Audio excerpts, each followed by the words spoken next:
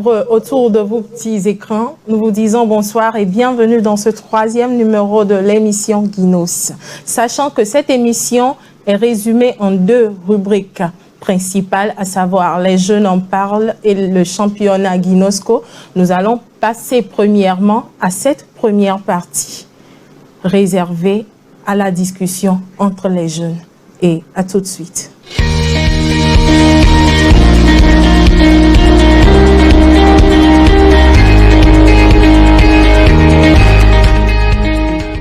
La pureté sexuelle. Ce soir, nous aurons à discuter autour de 2 thèmes principaux, à savoir le plaisir et la procréation dans le mariage. Il s'agit de 4 principes directeurs par lesquels Dieu a instauré le sexe dans le mariage, mais ce soir, notre attention sera retenue sur ces 2 parties. Pour cela, je reçois pour vous, cette soirée, 4 personnes distinguées, membres de l'association Guinos Fondation. Je vous présente à ma droite Monsieur Jacques Dagbignon, assistant du président de Guinos Fondation en ce qui concerne la pureté sexuelle. Il y a la sœur Wina, membre de Guinos Fondation également et aussi membre d'une équipe en compétition. Vous avez à ma gauche Monsieur Jacob, membre de l'équipe Aflao Gakli, également membre de l'association Guinos Fondation, et le frère Eiram. Et c'est avec eux que nous aurons à nous entretenir ce soir. Et Jacob, voilà. Est-ce que tu es prêt pour commencer pour ce soir? Je suis prêt. D'accord. Dis-moi, pourquoi Dieu a-t-il instauré le sexe dans le mariage? C'est-à-dire, pourquoi Dieu a instauré le plaisir au sein des couples mariés, tout simplement comme ça? Ok, merci beaucoup, Tata Merveille, pour la question et pour parler de la raison pour laquelle Dieu a instauré le sexe comme plaisir dans le mariage. Okay, d'une manière générale, Dieu voudrait que l'homme jouisse paisiblement de sa vie sur terre. Voilà. Et si nous lisons dans Ecclésias chapitre 4, verset 11, ils disent là-bas, si 2 se couchent ensemble, ils auront chaud. Alors, mais celui qui est seul, comment aura-t-il chaud? Alors, vous pouvez comprendre paisiblement là-bas que Dieu ne voudrait pas laisser quelqu'un dans la fraîcheur. Merci beaucoup. Merci beaucoup. Maintenant, ça ne s'arrête pas là. Est-ce que ce plaisir-là peut être destructif au sein des couples? Je veux dire mariés, parce que c'est déjà destructif chez les jeunes qui ne sont pas encore mariés, chez les adolescents et chez les enfants qui essaient de pratiquer le sexe tout en n'étant pas mariés. Mais au sein des couples mariés, est-ce que ce plaisir-là peut être destructif? Merci beaucoup pour la question. Oui, ça peut être destructif. Et dans ce sens que si nous allons parler, nous voulons parler un peu de l'abus. S'il y a l'abus, alors quelqu'un va se sentir un peu frustré et ça va répercuter sur l'évolution du couple. Alors quelqu'un aura dérangé plus l'autre et ceci peut entraîner des malentendus, des problèmes dans le foyer ou bien dans le couple. Merci beaucoup. Ok, merci beaucoup. Je passe vers la sœur Wina. Et quelles sont les conséquences que la mauvaise gestion du sexe au sein d'un couple marié peut entraîner? Ok, merci beaucoup, Tata. Les conséquences, premièrement, je peux parler de la haine. La haine entre les époux? Oui. Et explique-moi mieux.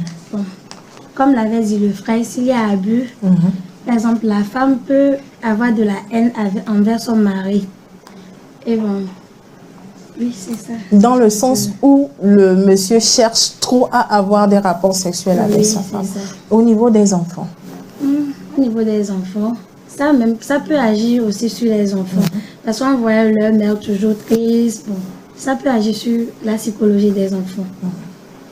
Parlons de ce niveau, je peux ajouter que au sein d'un couple marié où les parents n'arrivent pas à gérer leurs relations sexuelles, où ils arrivent à s'amouracher, par exemple dans le salon, et les enfants passent tout leur temps à les regarder, s'embrasser, voire même parfois ils arrivent à se coucher ensemble. Cela peut entraîner vraiment des choses néfastes sur la vie des enfants parce que les enfants étant des êtres vulnérables peuvent facilement capter ces genres d'activités-là et essayer de les répéter ou bien de faire la même chose que leurs parents. Et cela n'encourage pas un avenir meilleur pour le couple. Voilà. Et maintenant, comment la nature créatrice de Dieu se reflète-t-elle dans la vie de ses disciples, pour ne pas dire des couples mariés? Merci beaucoup, Sœur Merveille, pour cette question. Oui. Et Dieu, au départ, il a créé un homme et une femme. Voilà. Et il les a dit d'aller se multiplier sur la terre. Voilà. Et nous allons voir que notre Seigneur Jésus-Christ, après sa mission sur la terre, il a dit à ses disciples d'aller et faire de toutes les nations des disciples. Donc nous voyons que c'est la même chose par rapport à ce que Dieu a dit et à l'homme et à la femme au début qui s'est reproduit avec Jésus et ses disciples. Donc les disciples de Christ sont appelés à faire des disciples.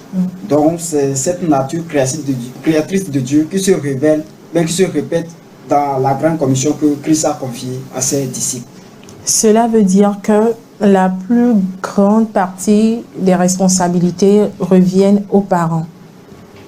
Si je comprends bien. C'est-à-dire, en premier lieu, ils auront des enfants. Mais ensuite, ils doivent faire de ces enfants des disciples de l'Éternel. Et cela veut dire que s'ils n'arrivent pas à remplir leurs devoirs ou leurs tâches, ils auront affaire avec Dieu.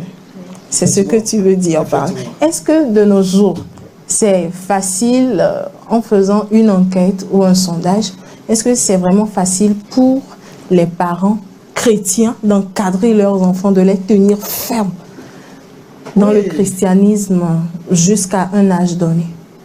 Il faut dire au XXIe siècle, où nous sommes à l'ère de la technologie, c'est un problème très récurrent au niveau des parents.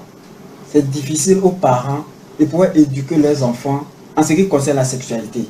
Parce que d'abord, c'est un sujet qui est très souvent un sujet tabou, voilà, qu'on n'aborde pas facilement dans le foyer et qui normalement devait l'aborder.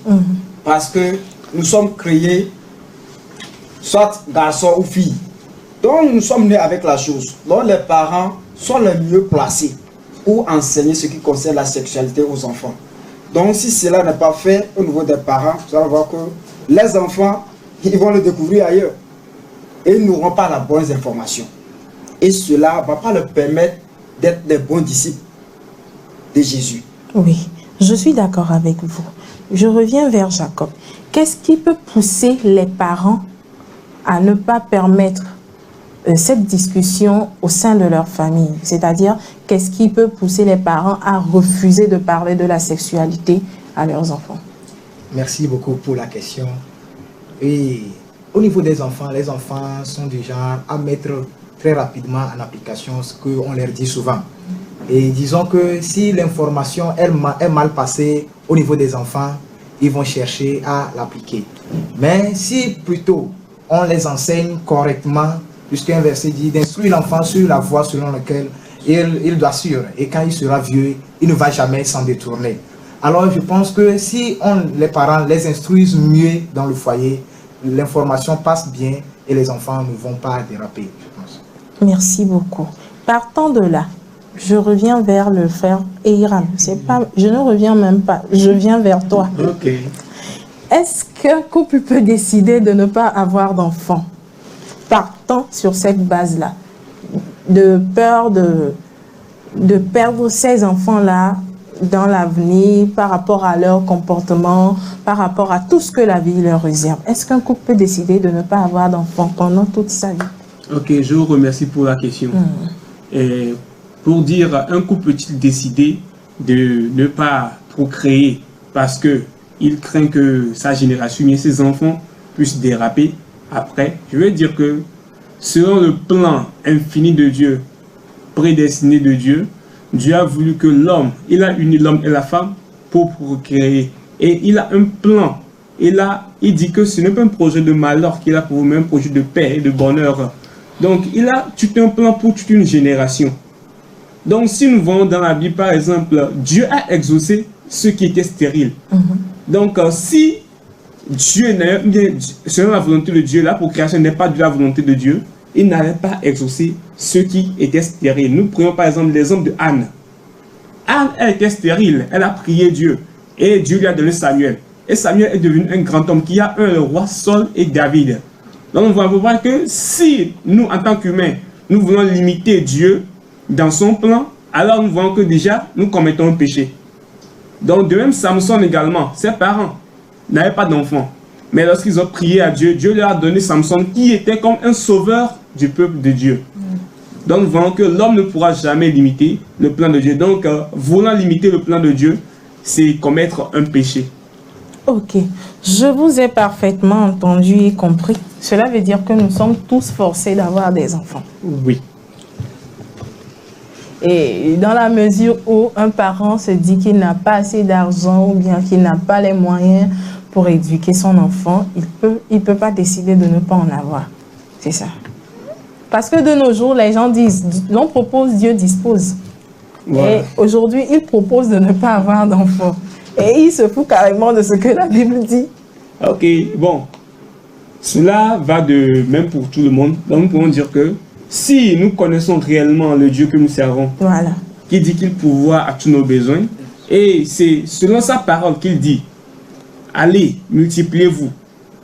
Donc, pour créer. Donc, si je me base sur sa parole, si je veux marcher réellement sur sa parole, je crois et j'ai la foi qu'il va exaucer ou bien il va pouvoir à ce que j'aurai besoin pour élever mon enfant et l'instruire sur la bonne voie. Merci beaucoup. Et la sœur Wina, pour terminer cette discussion, quel mot as-tu à dire à l'endroit des familles où le sexe a causé de mauvais dégâts? Bien, ce n'est pas de mauvais dégâts, ça c'est une répétition. Qu'est-ce que tu as à dire à l'endroit de ces parents qui ont raté une première partie dans l'éducation de leurs enfants en ce qui concerne le sexe? Ok, merci. Je dirais à toutes les familles que le sexe, tu as créé le sexe pour un plaisir. Voilà. Et comme il a dit de remplir la terre, bon, l'homme doit pratiquer le sexe avant de donner naissance. Donc je dis à tout le monde de se confier à Dieu parce que nous tous nous devons donner vie. Donc, confions-nous à Dieu parce que Dieu pourvoit toujours. Et pour les enfants qui sont déjà traumatisés par ces premières erreurs, bon, nous tous nous allons prier pour eux et il faut que la famille aussi prie pour eux. Merci. Que le Seigneur vous bénisse abondamment. Instruis l'enfant selon la voie qu'il doit suivre et quand il sera vieux, il ne s'en détournera pas. C'est la responsabilité qui incombe à tous les parents de ce monde, plus spécialement les chrétiens. Nous avons une grande responsabilité dans l'éducation de nos enfants en ce qui concerne la sexualité. Un parent qui rate cette partie peut toutefois ne plus rattraper son enfant quand il aura peut-être 25 ou 30 ans. C'est le moment, eh bien, parlons du sexe avec nos enfants maintenant. Essayons de ne pas exposer notre vie de sexualité dans le couple en présence de nos enfants, surtout qui sont mineurs et qui ont l'idée de pratiquer ou bien d'essayer tout ce que nous faisons devant eux. Et je pense que l'avenir sera meilleur pour nous tous. C'est sur ces mots que nous mettons fin à cette première partie de notre émission. Que le Seigneur vous bénisse et à tout de suite pour le reste.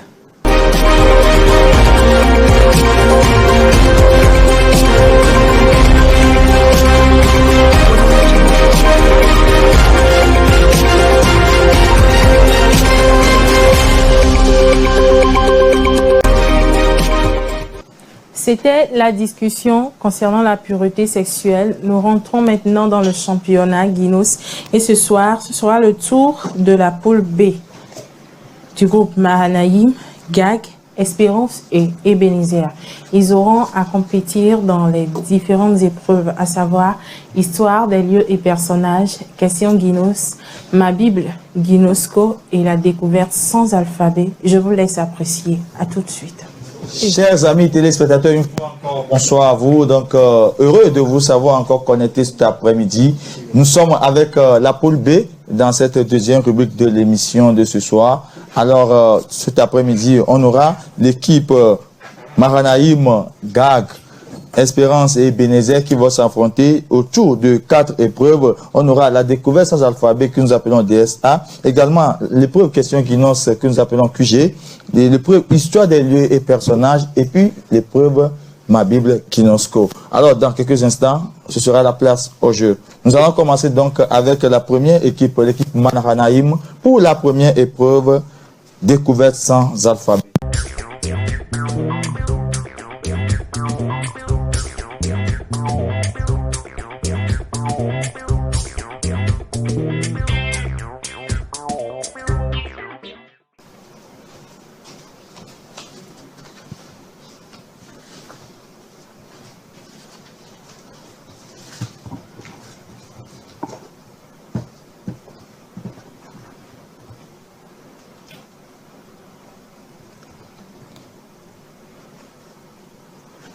Cette épreuve se fera en 2 temps, c'est que chaque équipe aura à faire 2 passages dans cette épreuve.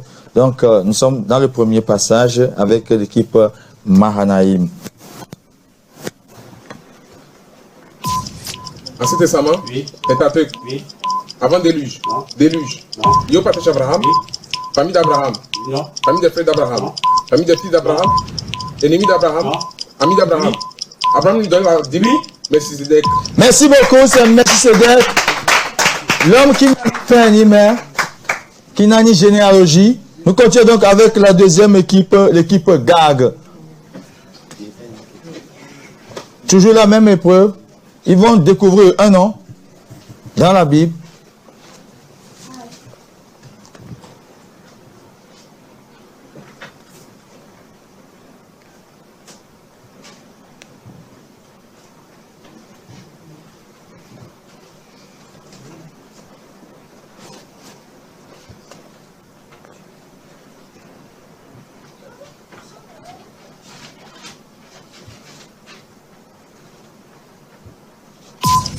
Ancien Testament. Oui. La Pentateuque. Non. Historique. Oui. Deux Août. Non. Le livre de Samuel. Oui. Groupe. Non. Particulier. Oui. Les tout premiers. Oui. Histoire de Gad. Non. Histoire de Uri. Oui. Celui à qui on a acheté l'air. Oui. Uri. Merci beaucoup, c'est Uri qu'on cherchait. Le premier mari de Bathsheba. Nous continuons avec la troisième équipe ce soir. Il s'agit de l'équipe Espérance pour la même épreuve. Il s'agit de découvrir un nom, je le rappelle. L'un des binômes connaît le nom, mais l'autre, lui, ne connaît pas. Donc, il va l'aider à découvrir le nom.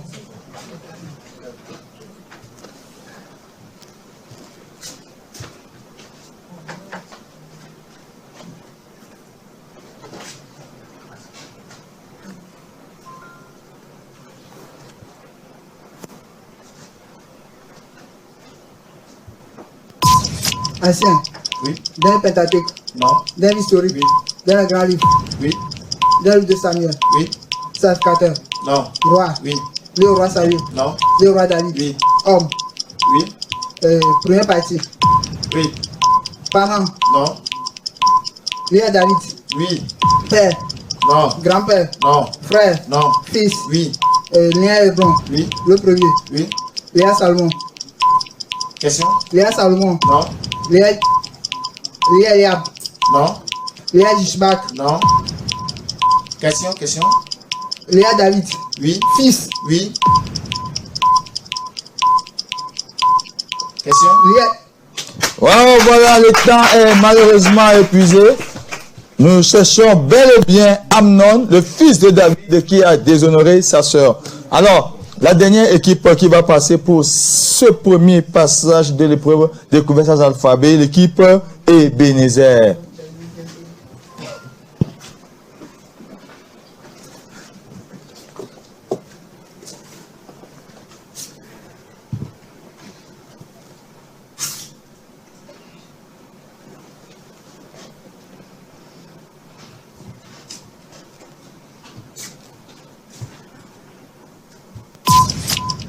Ancien Testament. Non. Évangile. Oui. Dans le livre de Matthieu. Oui. Il y a Jésus. Oui. Parmi ses disciples. Non. Parmi les amis de Jésus. Oui. Parmi celui que Jésus a ressuscité. Oui. La personne de Lazare. Oui. Lazare. Oui. Merci beaucoup. C'est Lazare qui a été ressuscité par Jésus après 4 jours dans le tombeau. Nous finissons ainsi avec l'épreuve découverte sans alphabet. Place maintenant à l'épreuve question guidance.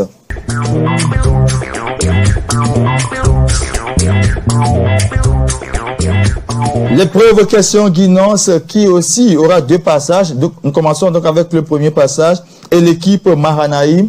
Alors dans cette épreuve, chaque candidat a droit à 6 questions. 6 questions. Et l'équipe Mahanaïm qui est la première équipe qui va subir les 6 questions. Voilà.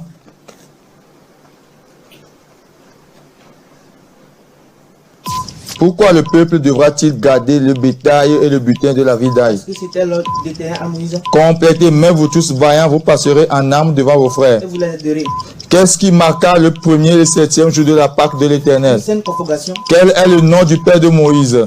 Amram. Avec quel instrument Josué a-t-il circoncis les enfants d'Israël? Des couteaux de pierre. Complète cette phrase des autres 4 versets 12. Va donc, je serai avec ta bouche. Je t'enseignerai ce que tu auras à dire. Merci beaucoup. Nous continuons donc avec l'équipe GAG pour la même épreuve. 60 secondes pour répondre à 6 questions. Voilà. Dans quel lieu le peuple célébra-t-il la Pâque juste après avoir traversé le Jourdain? Avec quoi les Israélites mettèrent-ils du sang sur le linteau et les poteaux des maisons? Comment le roi d'Aï fut-il enterré? Et quelle fut la demande de Rahab aux espions? Quelle fut la demande de Rahab aux espions? Qu'est-ce qui empêcha les Hébreux de croire en la promesse de la délivrance? Comment fut préparé l'agneau pascal pour la consommation par les Israélites? Merci beaucoup. Merci beaucoup. L'équipe suivante, Espérance, pour la même épreuve.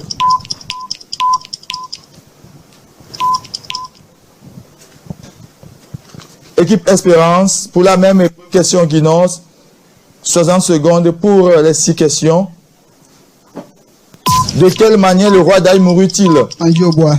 Quand la manne cessa-t-elle de tomber? La dent de la Pâque. Quel fut le premier signe que Dieu utilisa pour convaincre Moïse dans le désert? Je passe. Avec quoi l'Éternel guida-t-il son peuple dans le désert pendant le jour? Colonne de nuée. Qui l'a dit à qui? Pourquoi as-tu fait passer le Jourdain à ce peuple? Josué à l'Éternel. Combien d'années les enfants d'Israël avaient-ils passé en Égypte? 400 ans. Merci beaucoup. Les 6 questions sont terminées. L'équipe Ebenezer, donc, pour finir ce premier passage de l'épreuve question guidance.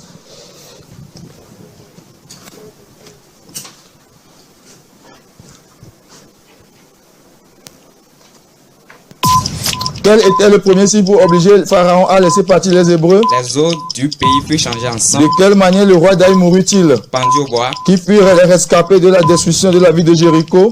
Rahab et toute sa famille. Avec les eaux de quel chef de tribu d'Israël les Hébreux sortis? Avec les eaux de quel chef de tribu d'Israël? Joseph. Et de quel côté de la ville de Aï, Josué et le reste du camp campèrent-ils? Nord. Et qu'est-ce que Dieu veut d'Israël en le délivrant? Qui le serve. Merci beaucoup. Merci beaucoup. Alors, nous finissons comme ça avec le premier passage de l'épreuve question guidance. Nous allons aborder l'épreuve suivante, l'histoire des lieux et personnages.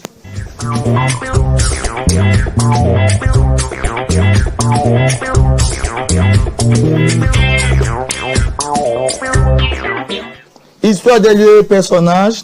Il s'agira pour chaque équipe, le candidat de chaque équipe, je voudrais dire, de répondre par vrai ou faux à 3 affirmations. À 3 affirmations. Donc, nous allons commencer avec l'équipe Mahanaïm toujours.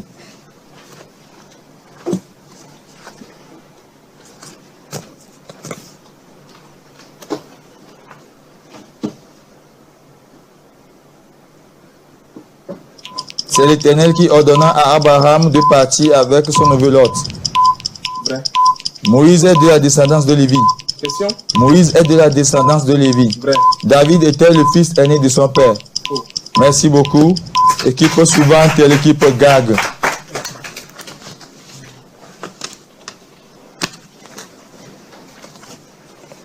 L'équipe GAG pour la même épreuve, histoire des lieux et personnages HDLP. Salomon n'avait pas pris de femme étrangère. Faux. Ruth et sa belle-mère revinrent à Bethléem au commencement de la moisson des orges. Vrai. Samuel signifie je l'ai emprunté de l'Éternel. Question. Samuel signifie je l'ai emprunté de l'Éternel. Merci beaucoup, merci beaucoup. L'équipe Espérance à présent. L'équipe Espérance pour la même épreuve, histoire des lieux et personnages. Après la naissance de Jésus, Marie eut 4 autres enfants. Élisée a assaini une source polluée en y jetant du sel. Vrai. Pierre n'a jamais été disciple de Jean-Baptiste. Vrai. Merci beaucoup, merci beaucoup. Et donc, la dernière équipe pour cette épreuve, histoire des lieux et personnages. Ruth a été convaincue par sa belle-mère de l'accompagner. Salomon avait épousé 600 femmes étrangères. Après la naissance de Jésus, Marie n'a pas eu d'enfant. Merci beaucoup, merci beaucoup. Ainsi, nous sommes arrivés à la fin de la première partie du jeu biblique de ce soir. Nous allons observer une petite pause. On se retrouve juste après.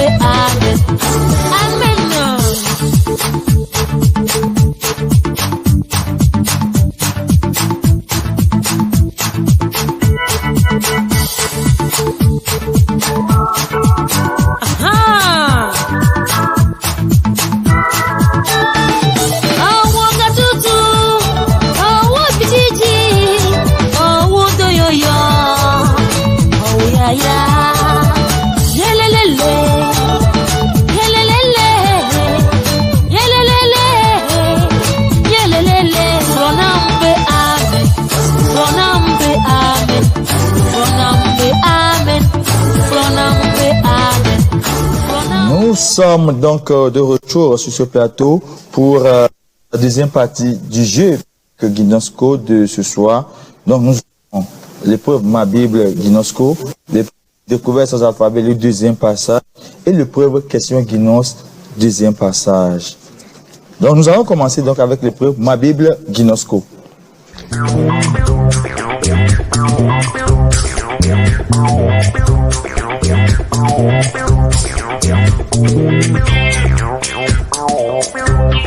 Donc dans cette épreuve, les candidats qui représentent chacun leur équipe vont nous donner la référence biblique des passages qui leur seront proposés. Donc il s'agira de chercher 3 passages bibliques.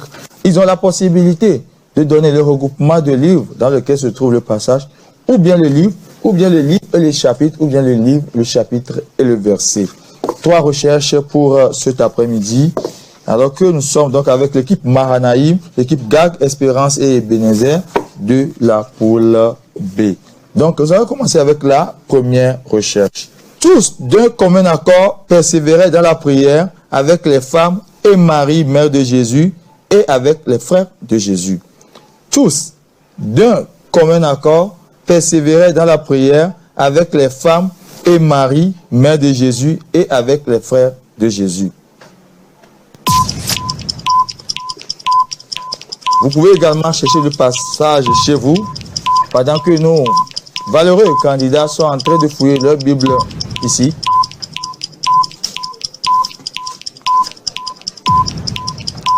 Ils ont 45 secondes par recherche. 45 secondes par recherche.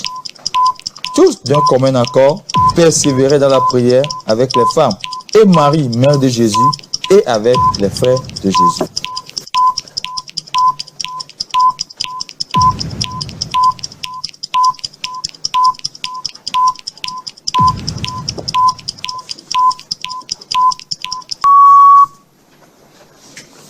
Oui, le temps est épuisé. Nous allons voir ce qu'ils ont trouvé. Alors, l'équipe Mahanaïm qui trouve Acte 1, verset 14, c'est excellent. Acte 1, verset 14. L'équipe Gag qui nous propose les évangiles. Oh là là, il est passé à côté de la plaque. Et l'équipe Espérance qui nous propose également le livre des Actes. C'est bel et bien dans le livre des Actes. Et l'équipe Ebenezer qui nous propose également Acte 1, verset 14. Et qui empoche les points pour cette première recherche. Nous continuons donc avec la deuxième recherche.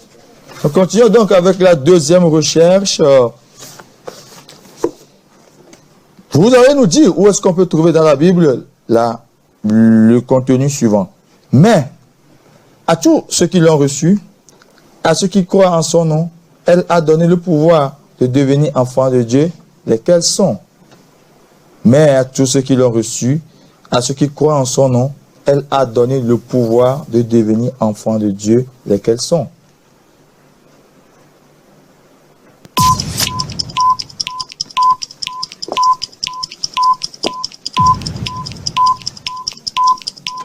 45 secondes pour nous dire là où on peut trouver ce passage dans la Bible. Mais à tous ceux qui l'ont reçu, à ceux qui croient en son nom, elle a donné le pouvoir de devenir enfants de Dieu, lesquels sont.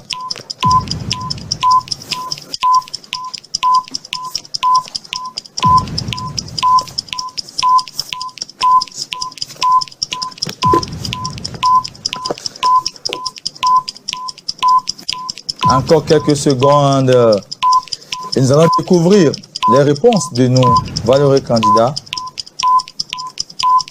Nous sommes donc avec la poule B toujours.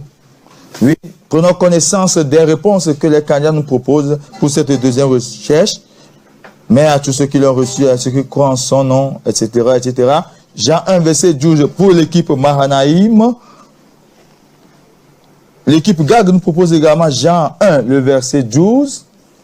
L'équipe Espérance nous propose également Jean 1, le verset 12. Et l'équipe Ebenezer nous propose Épître de Paul, Non, c'était bel et bien Jean 1, le verset 12. Troisième et dernière recherche, donc, dans cette ma Bible Guinosco de ce soir, vous allez nous dire, là où on trouvera ce passage, si quelqu'un est en Christ, il est devenu une nouvelle créature. Les choses anciennes sont passées, voici, toutes choses sont devenues nouvelles.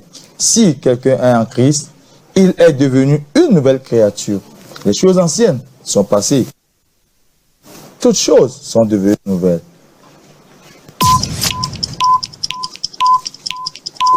J'espère que vous qui nous suivez, vous arrivez également à trouver ces passages. Fouillez votre Bible. Ça vous fera du bien. Si quelqu'un en Christ, il est une. Les choses anciennes sont passées. Voici, toutes choses sont devenues nouvelles. Quelques secondes encore pour nos candidats qui sont avec nous sur le plateau ce soir.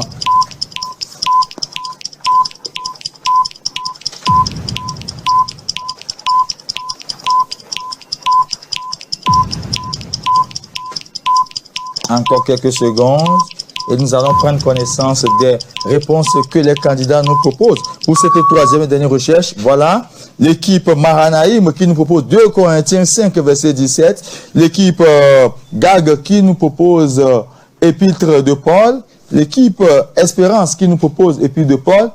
et l'équipe Ebenezer qui nous propose également Épître de Paul. C'est bel et bien dans les Épîtres de Paul et précisément dans 2 Corinthiens 5, le verset 17.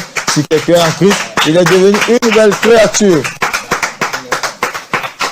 C'est ce qui met fin donc à cette épreuve ce soir. Nous allons continuer avec le deuxième passage de l'épreuve découverte sans alphabet.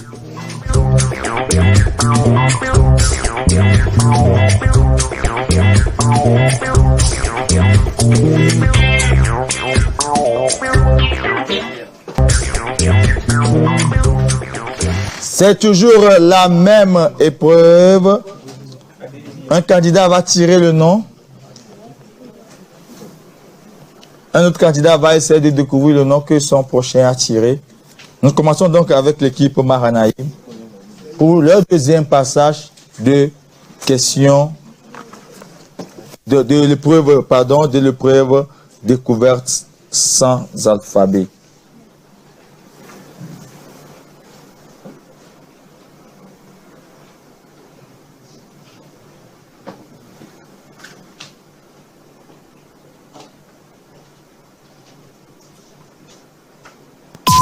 Ancien Testament, Évangile, Actes des Apôtres, Épître aux Romains, Épître aux Églises, Épître aux pasteurs, Épître à Timothée, un homme, disciple de Paul, Timothée. Merci beaucoup. Merci beaucoup, Timothée, c'est le nom que nous cherchions. Nous continuons donc avec la deuxième équipe qui va aussi se prêter au même jeu, la même épreuve. Nous allons voir s'ils vont trouver le nom que le tireur est en train de tirer actuellement. Elle seule prend connaissance du nom. Nous pensons qu'il va aider, sinon elle va aider son binôme à trouver ce nom. Ancien Testament. Oui. Les livres prophétiques. Oui. Les grands prophètes. Non. Petits prophètes. Non, la question. Les livres prophétiques. Non. Les livres poétiques. Oui. Du livre de Job. Oui. Le chef de la famille. Non. Ses filles. Oui. Histoire de Jemima. Non. Histoire de Kéchia. Oui. Fille de Job. Oui. Kéchia. Merci beaucoup. Kéchia, c'est la deuxième fille de Job que nous cherchions. Merci. Nous continuons donc avec la troisième équipe pour la même épreuve. Découverte sans alphabet. Nous sommes dans le deuxième passage, je vous rappelle.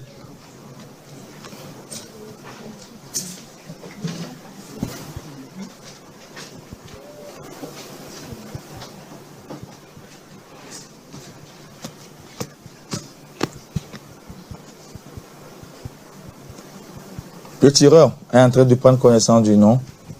Vous aussi, vous verrez le nom très bientôt. Alors, on peut aller avec la troisième équipe.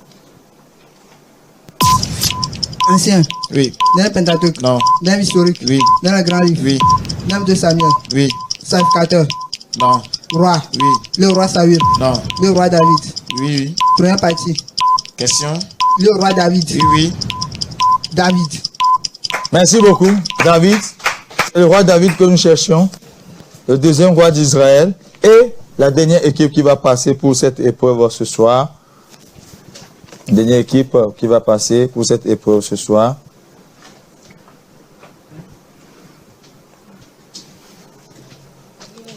Mon frère, tu peux reculer un peu, s'il te plaît? Tu peux reculer un peu?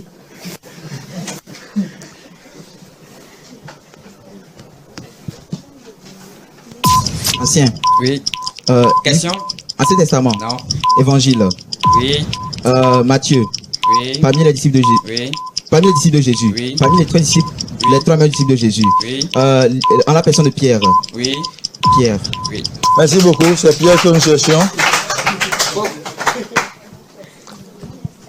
Voilà. L'épreuve découverte sans alphabet, deuxième passage est fini. Nous abordons donc la dernière épreuve de ce soir. Question Guinness, deuxième passage.